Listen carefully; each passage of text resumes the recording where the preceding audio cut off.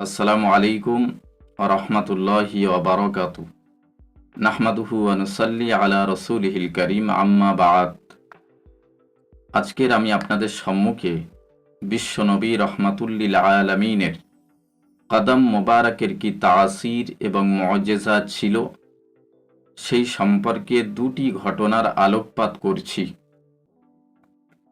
হযরত আবু হুরায়রা রাদিয়াল্লাহু তাআলা আনহু তিনি বলছেন, নবীজি যখন কোনো পাথরের উপর দিয়ে হেঁটে যেতেন, ওই পাথর নরম হয়ে নবীর কদম মোবারকের চিহ্ন ছাপ বসে যেত।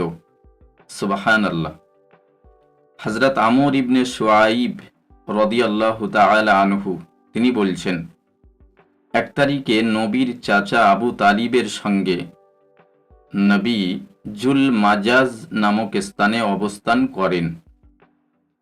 এই স্থানটি আরাফার ময়দান থেকে 3 মাইল দূরে অবস্থিত। তো সেখানে গিয়ে চাচা আবু তালিব পিপাসায় অস্থির হয়ে পড়েন।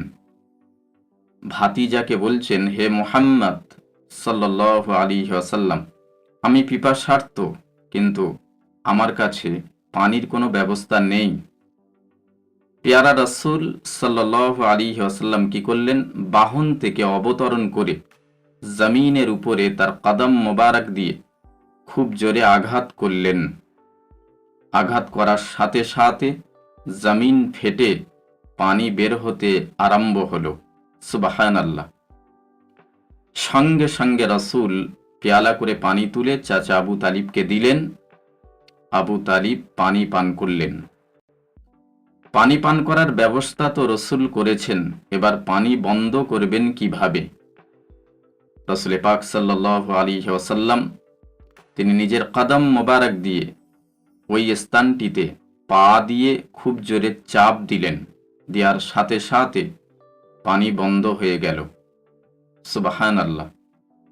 আজকের এই পর্যন্ত সমাপ্ত করলাম। আবার একদিন আপনাদের সঙ্গে দেখা হবে। সুস্থ থাকবেন, ভালো থাকবেন।